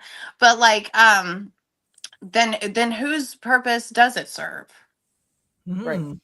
and for Mm. what purpose does it Mhm. serve, Those are the right? things that Venom and I and you clean off of people. Sorry. I Right. mean, it is. That's the purpose it serves. It Yeah. attaches, and it's a parasitic, Well, Mhm. and a I felt manipulator, a guilty good, when strong puppet yeah. master parasitic. Well, then it makes me think, well, what's controlling all of my guilt? I don't know. Like today, I went to a movie with a friend and then we went and had coffee and I felt guilty. I was like, well, now I feel like I have to do something for my son because, now I feel guilty for going and doing things and getting something. And, I feel guilty now because I did this. Yeah, I mean, oh, that's what it is. It's punishing ourselves because of guilt. Thank you, for love of God. Jesus, You're so good to welcome get for that out. triggering that thought again. Thank you. Oh, but yeah, it's just kind of what did I just say? Because now it's gone again. Oh my gosh. Oh, Punishing ourselves. coffin Punishing box Jesus ourselves. It's again. just kind of like, so okay, what good is that going to do? Right. Like, and then when we talk about trauma bonds, like there's a couple of different ways to look at that phrase, right? So like, for instance, Julie, like you go first. Like what do you mean when you say trauma bonds, just so everybody is like on the same page and we Well, all to have. me, trauma bonds are so it's a connection of trauma, but the connection, like I have trauma and you have trauma, so we become friends because we have trauma. But it's not as simple as that. It can be generational. So I may not, like as Venom says, like traumas aren't always consciously remembered. It may not even be in this fucking lifetime. It could have been Oh, agreed.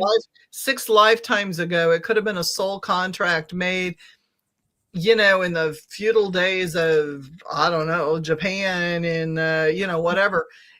And I have completely lost track of that, but through soul contracts there's a trauma, and so now all of a sudden I meet you and I'm like, oh man, why am I so attracted to this person, or why do I hate Right. this person so much?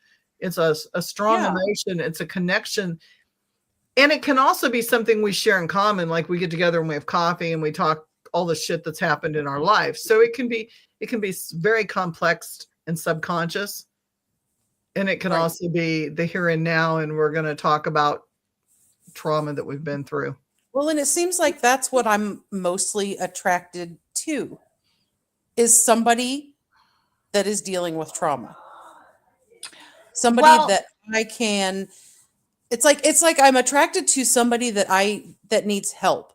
That's That I can codependency. help. Huh? That's codependency by definition, Yeah. I don't right? know. It's like I find the people that need help and I want to help them. That's the need to fix other people and not fix yourself. Yeah. yes, and that's that distraction part that I was telling you about. Like I was doing the exact same thing before. Like I was able to like I found pieces that completed the puzzle, right? Mhm. Yes. Yeah. And so, but that was me just misdirecting my own gifts.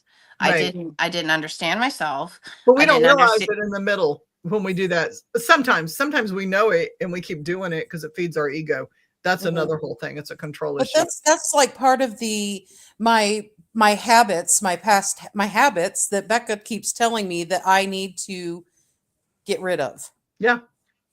I don't. Well, okay, maybe. Okay, let's try it from a different approach. Okay, maybe it's that I don't think those are necessarily attributes that you can get rid of. I think Right. that you can learn to work with them differently, Yeah. right? So, and it's just like, first of all, like something that we all need, anyone who is in the healer realm or someone who's very sensitive to the discomfort and the misery of others, right? Is just that, of course, we're going to be impacted by that. That's huge. But we also need, there's that separation of, this is not mine, and I did the best that I could to facilitate and how I could, right? But Right. like if you're really truly going into a situation and trying to take the pain from somebody else and absorb it yourself, and that they're going to walk away and they're going to be healed and they're going to just be hunky dory from that moment on, okay, that's not going to happen. Mm-hmm. No. And you're taking someone else's path that they signed to learn.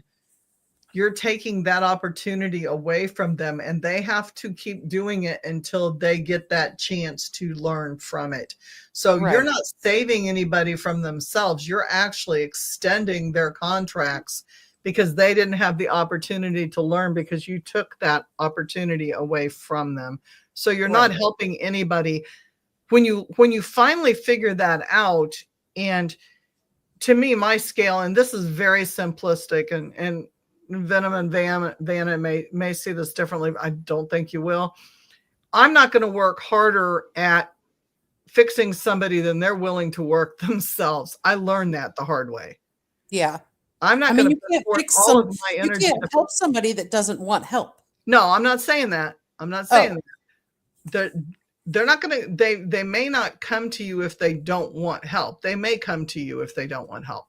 My thing is, if you come to me and you want me to help heal you, and I'm working harder at healing you, and I see that you're not changing anything, and you keep asking me to come and work on you, I am no longer going to work on you. Okay, And yeah. I'm So pretty they're not blunt putting in about any it. effort And I either. know Venom feels the same way. Like, we don't, there's a time period, like, you have to do your work.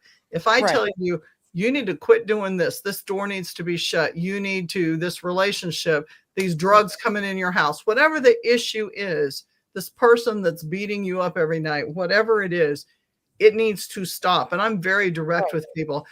So basically, if I'm going to put in the effort, you need to put in the effort too. I'm not going to put in as much effort as you will ever put in because it's not my problem. And I'm going to be, I mean, like, I'm very harsh about this. And Venom's going, yes, yes.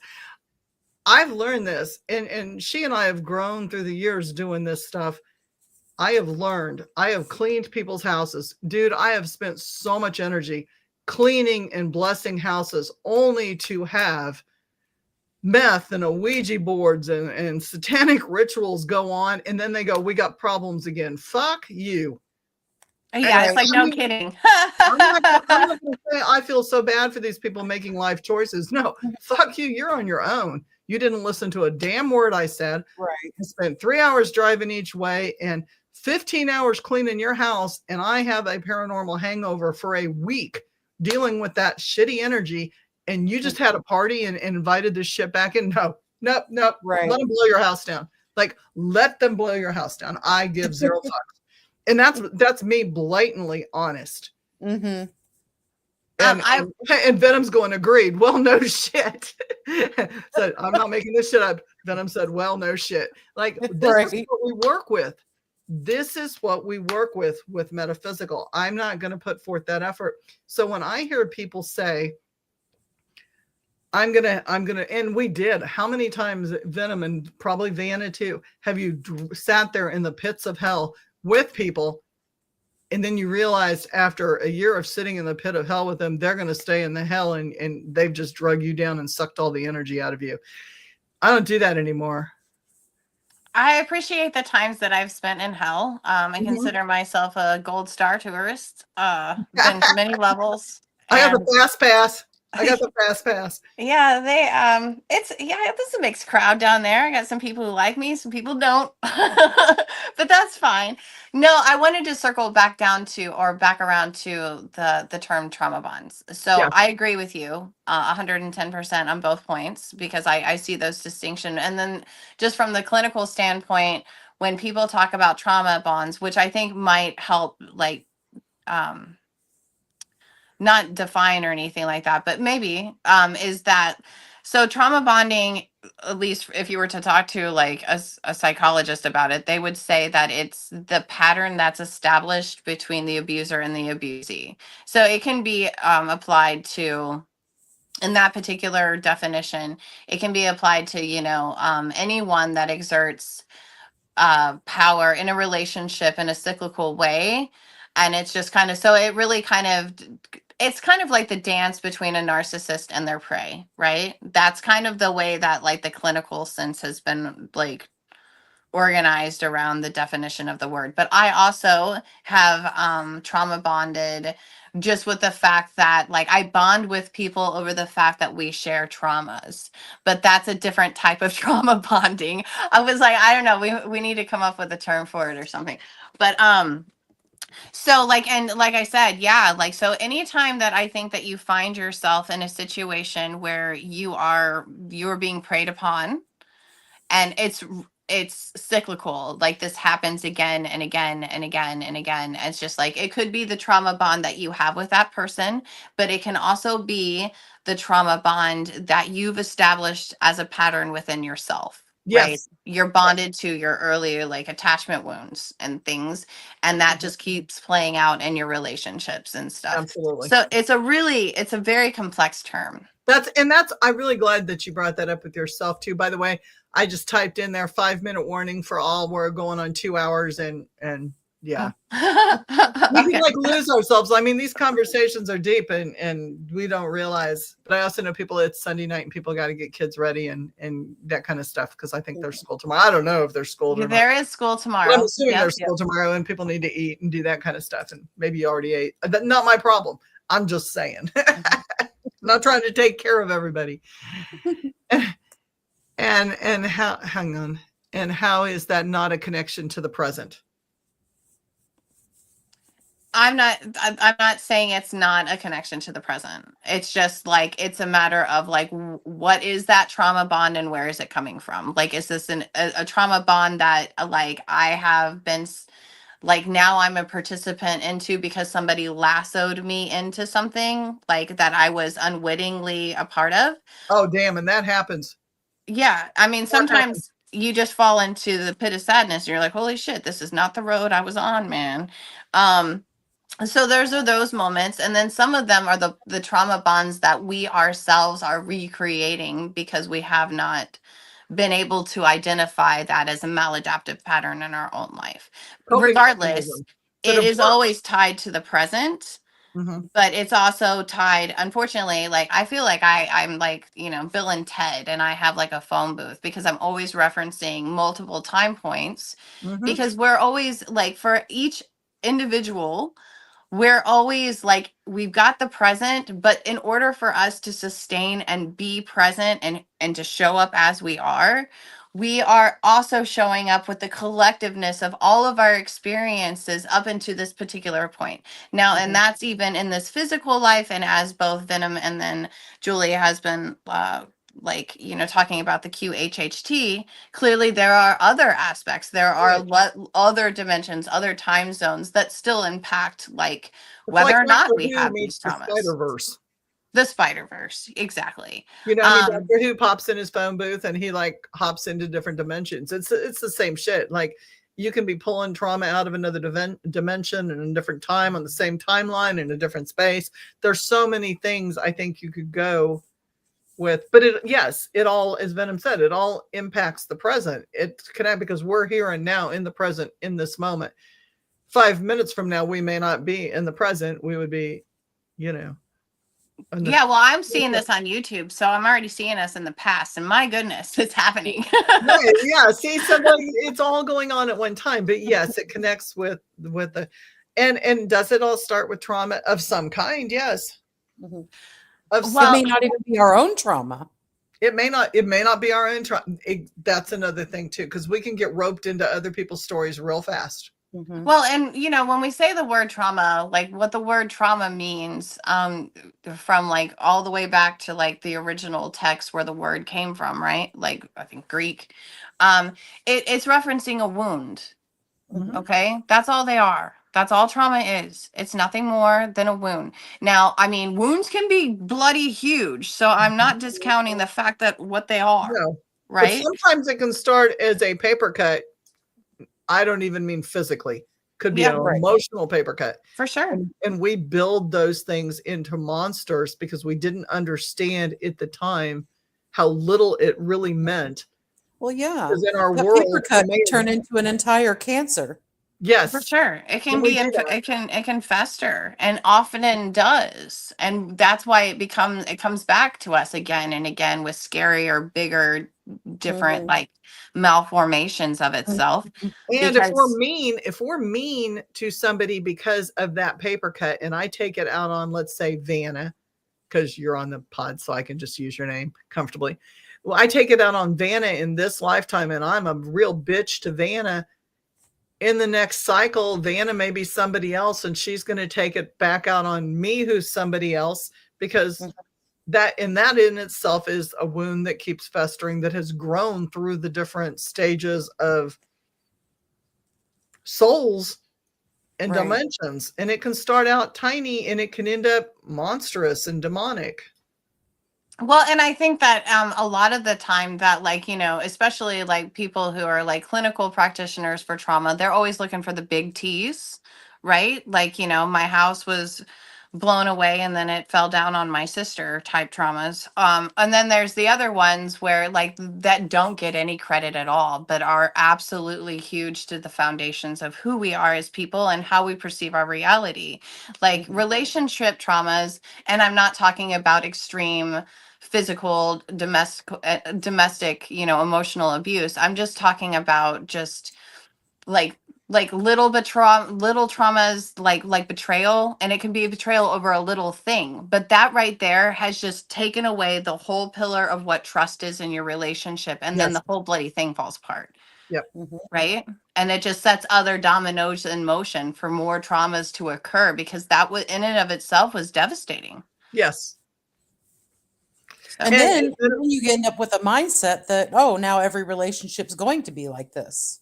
yeah, Well, because we absolutely. get scarred, and like, you know, trauma is absolutely transgenerational, and Yes, it is. transgenerational on a biological level.